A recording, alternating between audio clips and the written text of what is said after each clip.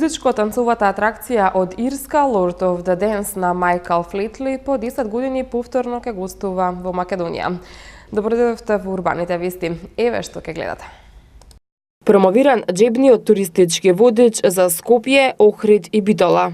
Шилегов се сретна со представници на штабот за зимско одржување на улиците. Инспекторите на Карпош во проверка на правилата за градба на поголемите градилишта. Заплати од 12 до 18.000 денари. Текстилната индустрија предлага предонеси од 5.130 денари. Познати официјалните резултати од вториот круг на локалните избори. Државната изборна комисија преброја 12.284 неважечки ливчиња. Рокот за приговори е во тек. Следува блокот посветен на локалните избори.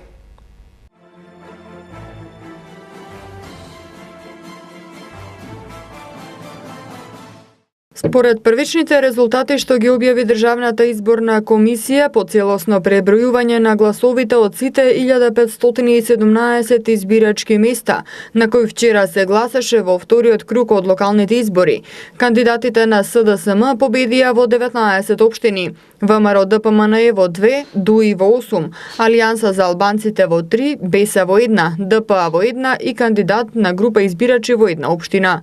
Во Киселавода победи Филип Темелковски од СДСМ со освоени 54,89% од гласовите, а кандидатот на ВМРО ДПМНЕ Јохан Дарчуловски освои 41,58%. Во Газибаба победи Борис Георгиевски од СДСМ со 53,51% од гласовите, а Тони Трајковски од ВМРО ДПМНЕ освои 43,9%. Во Бутел победи Велимир Смилевски од СДСМ со 57,2% гласови наспроти Дарко Костовски од ВМРО ДПМНЕ со 40,15%. Во Чаир најголем дел од граѓаните или 48,67% гласа за Висер Ганиу од ДУИ, а Зекирија Ибраими од БЕСА 47,93%. Во Сарај победи Блерин Беджити од ДУИ со освоени 52,26% од гласовите, а Башким Бакиу од БЕСА освои 46,73%. Во Шуто Оризари победи Курто Дудуш од СДСМ со 57,61%, а Елвис Бајрам од Сојуз на ромите има 38,90%. Во Студеничани победи Азем Садики од ДПА со освоени 52,17%, а против кандидатот Реджеп Мемеди од БЕСА 46,85% од гласовите. СДСМ според резултатите по двата круга од локалните избори ќе раководи со Скопје и 56 општини, ВМРО ДПМНЕ во 5, ДУИ во 10, Алијанса на албанците во 3 и во по една општина од БЕСА, ДПА и ДПД, а кандидати предложени од група избирачи во 3 општини. Освен во Скопје, СДСМ и коалицијата во првиот круг од изборите на 15 октомври победија во 37 општини, а од Скопскиот регион ги освоја општините Центар, Ѓорче Петров, Карпош, Аеродром Марачиново, Зелениково. Во вториот изборен круг, СДСМ доби градоначалници во уште 19 општини, од кои во Скопскиот регион Бутел, Газибаба, Киселавода и Шуто Оризари. ВМРО ДПМНЕ во Скопскиот регион победи во Илинден, Петровец и Сопиште, и тоа во првиот круг. ДУИ во вториот круг победи во Чаир и Сарај. ДПА во Студеничани, а кандидат кој беше предложен од група избирачи ќе води општината Чучар Сандево. Вкупно 12.284 неважечки гласачки ливчиња утврдила Државната изборна комисија по преброени 100% од гласовите во вчерашниот втор круг од локалните избори. Вкупниот број на важечки гласачки ливчиња во вториот круг од изборите изнесува 420.584. Од вкупно 833.716 избирачи кои можеа да гласаат во вториот круг, избирачкото право вчера го искористија 432.866 или 51,92% од вкупно запишаните избирачи во единствениот избирачки список. Со тоа на овие локални избори вкупниот број на неважечки гласачки ливчиња изнесува 57.465, а бројот на важечки 1.448.622 ливчиња. На претходните локални избори во 2013 година имаше 40.289 неважечки ливчиња, додека на последните парламентарни избори во декември минатата година евидентирани беа 38.712 неважечки ливчиња. Партиите по вчерашниот втор круг од локалните избори имаат рок од 48 часа по завршување на гласањето да поднесат приговори до Државната изборна комисија. Комисијата пак е должна во рок од 48 часа по приемот на приговорот да донесе одлука. Против одлуката на ДИК може да се поднесе тужба до Управниот суд во рок од 24 часа од приемот на решението. Управниот суд на Република Македонија пак по жалбата е должен да донесе одлука во рок од 48 часа по незиниот прием. Секој избирач на кого му е повредено личното избирачко право во постапката може да поднесе приговор до Државната изборна комисија во рок од 24 часа од завршувањето на гласањето. ДИК има рок од 24 часа да одлучи по ваквите приговори. Вчера до Државната изборна комисија имаше поднесено 4 приговори од граѓани кои не биле запишани во избирачкиот список, но комисијата ги одбила зашто граѓаните извадиле лични документи по завршувањето на јавниот увид. Гласањето и во вториот круг од локалните избори се спроведе во фер и демократска атмосфера, а граѓаните слободно можеа да го дадат својот глас, е прелиминарната оценка на граѓанската асоциација МОСТ, резултат на извештаите и информациите добиени од нивните наблюдувачи. Во текот на денот наблюдувачите најчесто јавувале за случаи на групно или семејно гласање и фотографирање на гласачките ливчиња, но фреквенцијата на сите видови забележани неправилности била намалена споредено со првиот изборен круг. Од МОСТ посочуваат дека и во вториот круг имало брза и ефикасна реакција на институциите во текот на гласањето во однос на забележаните неправилности во и надвор од гласачките места, како и отстранување на техничките предизвици при спроведувањето на гласањето кои биле забележани во првиот круг. Од МОСТ посочуваат и дека гласањето на болните и немоќни лица ден пред изборите на места каде имала своји наблюдувачи генерално било спроведено во согласност со процедурите, а гласањето на лицата во затвор било спроведено со истиот проблем како и во првиот круг, односно поголем број лица не можеле да се најдат во избирачкиот список.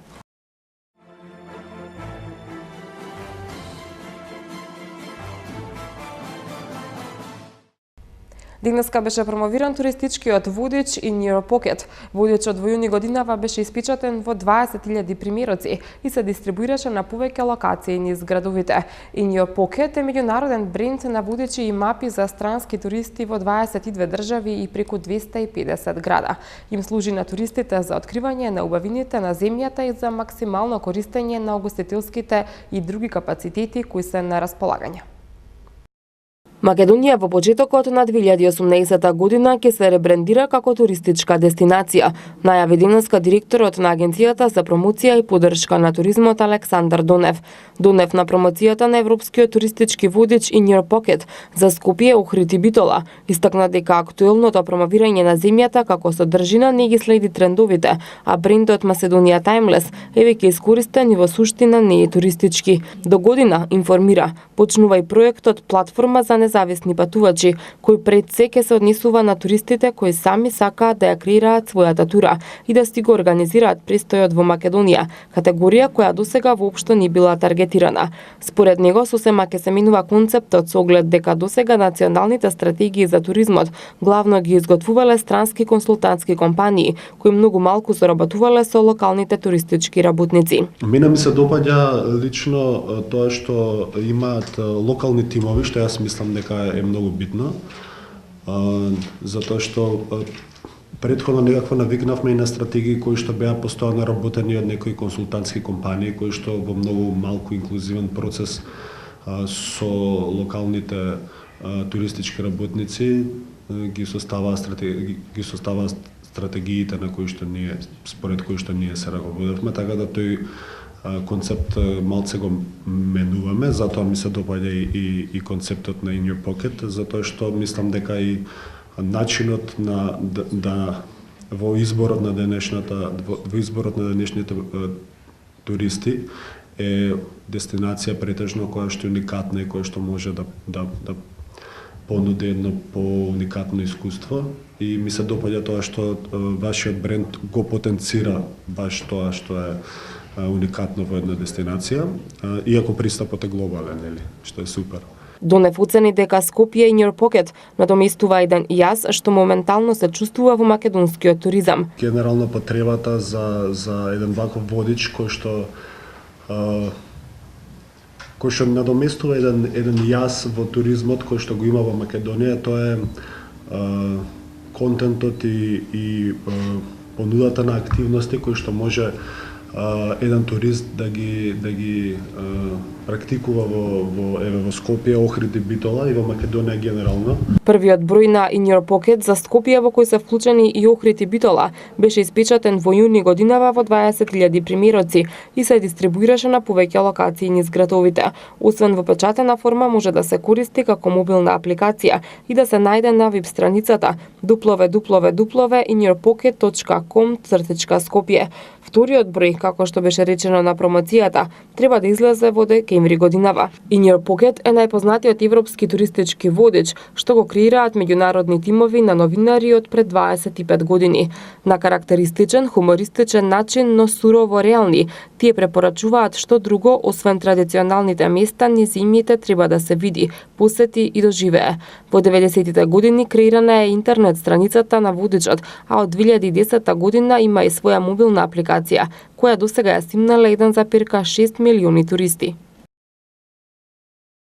Во престорет на сезоната на зимско одржување на улиците, градоначалникот на град Скопје Петре Шилигов денеска одржа координативен состанок со представници на општините и јавните претпријатија. Градоначалникот на град Скопје Петре Шилигов денеска се сретна со представниците на градскиот штаб за зимско одржување на сообраќајниците во Скопје. Од град Скопје соопштија дека на средбата присуствувале членовите на штабот од градската администрација, скопските општини, градските јавни претпријатија, сообраќајната полиција и од други субјекти вклучени во организацијата и одржувањето на улиците. Средбата била прва координација на која заеднички се разгледале тековните состојби и неопходните чекори, кои ќе треба да се преземат во техничка, материјална и во персонална смисла, со цел што поподготвено да се стартува на почетокот на сезоната од 15 ноември. За таа цел, како што се наведува во соопштението, било побарано да се решат сите приоритетни проблеми, а координациите ќе продолжат и во наредниот период кој предстои до почетокот на сезоната, со што би се постигнал повисок степен на подготвеност, за да се постигне поголем ефект во одржувањето на улиците и на јавните површини во зимски услови. Градоначалникот Шилигов за зимското одржување ќе разговара и со градоначалниците на скопските општини во делот на нивната надлежност на првата координација, се вели во соопштението од град Скопје. Со цел да се направи увид во почитувањето на процедурите и правилата за градба, инспектори од општина Карпош ќе вршат инспекциски контроли на сите поголеми градилишта на територијата на општината.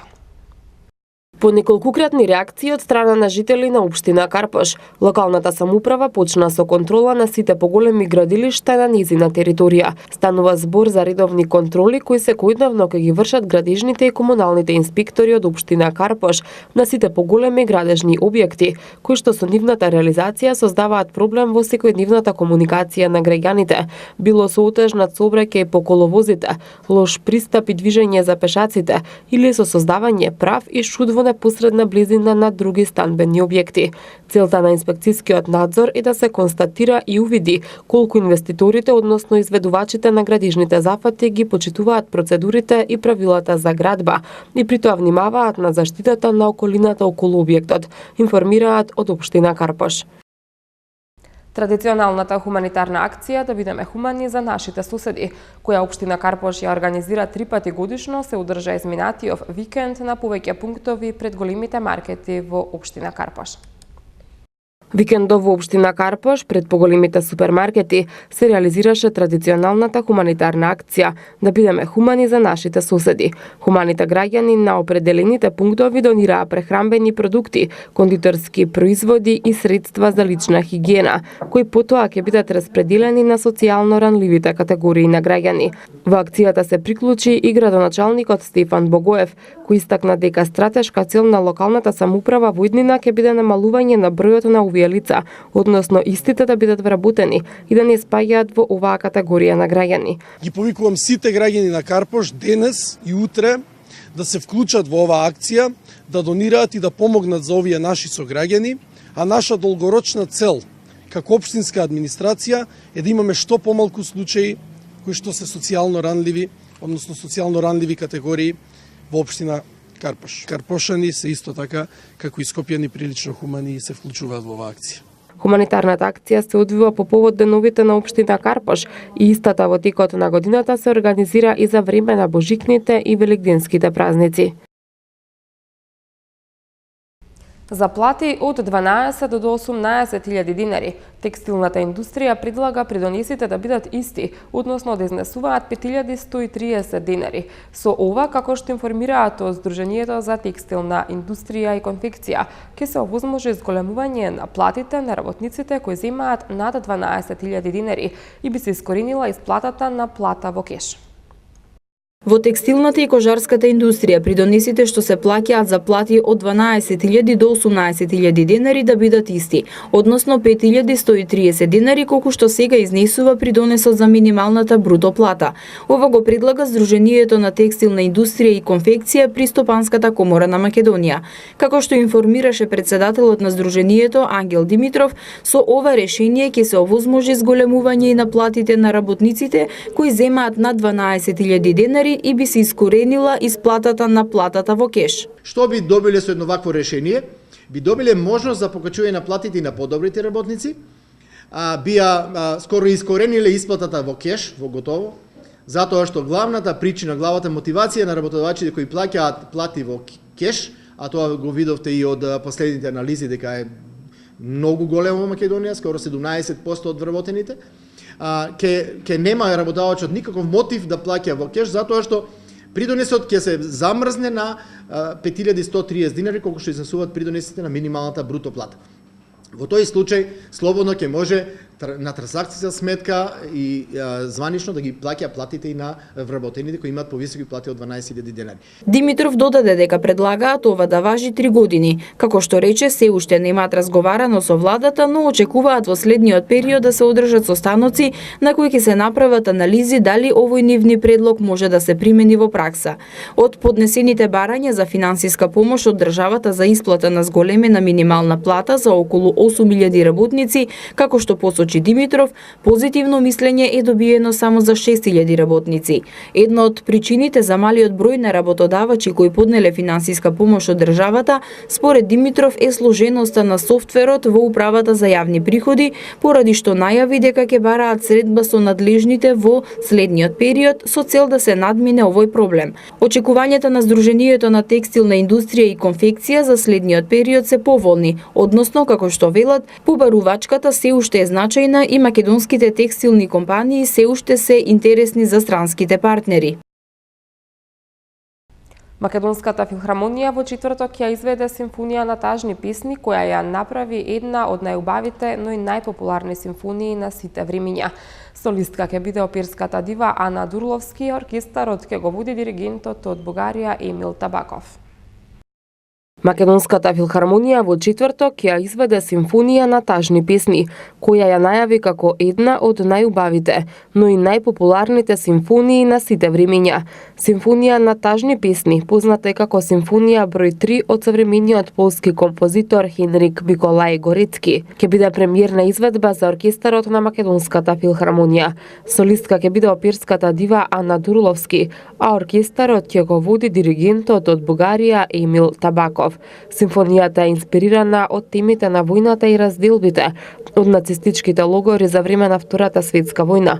Изведена е по повод комеморација на Холокаустот во 1992 година со Лондонскиот симфониски оркестар под диригентската палка на Давид Цинман и сопранот Даун Апшоу, кога доживеа фантастичен успех на сите листи во САД и во Велика Британија, а бројот на продадени CD-а премина 1 милион.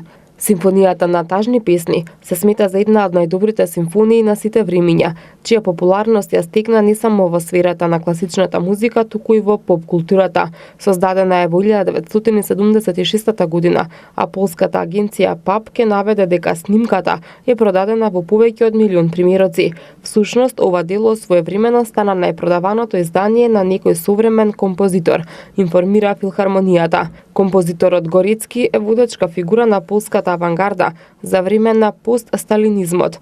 Негови познати дела во оваа насока се Беату звир, химната Мизерере, Мал реквием за една полка или реквиемот Добра ноќ.